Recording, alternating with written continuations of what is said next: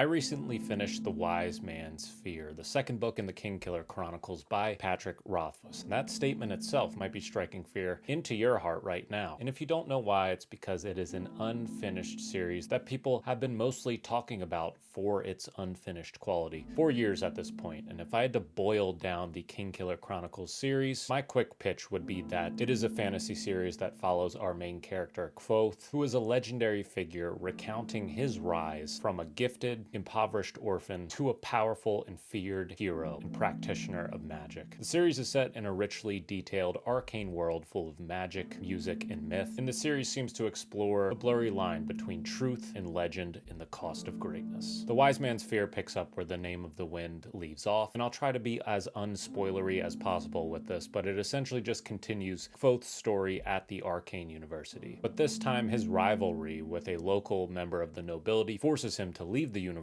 and seek his fortune elsewhere, where he becomes entangled within the politics of courtly society, curries favor from powerful nobles, uncovers assassination attempts, comes across the Fey realm, leads a group of mercenaries through the wild. This is happening all the while he's still trying to solve the problems from book one and uncover the secrets of the Amir and the Chandrian and the death of his parents. And what I like about book two is it continues to explore a bit more specifically what it means to become a legend in your own lifetime and to contribute to that process of building a legend around yourself. Creates an air of uncertainty and makes you as the reader start to question your trust for Kvothe as his own narrator of his own story. Again, I won't spoil the ending or talk about the specific details of where we leave off at the end of this book, but it's safe to say that we sort of return to where we started at the university. And there are a lot of questions left unanswered. And after reading the first book, posting my review of it, and looking at some of the responses and comments to it, things felt extremely contentious, and it felt like quite a few people were hoping that I wouldn't read book two or that I wouldn't like it. It feels like as you are reading this book, if you are aware of the discourse around the series, people are no longer really actively rooting for this series, which makes sense considering some of the circumstances. I personally enjoyed The Wise Man's Fear. I wouldn't say I liked it quite as much as The Name of the Wind, but upon its conclusion, I was still just as hungry for what came next in Kvothe's journey as I was at the end of The Name of the Wind. So I guess at this point, I just join the rest of you who have read the series so far and sit here waiting for Doors of Stone.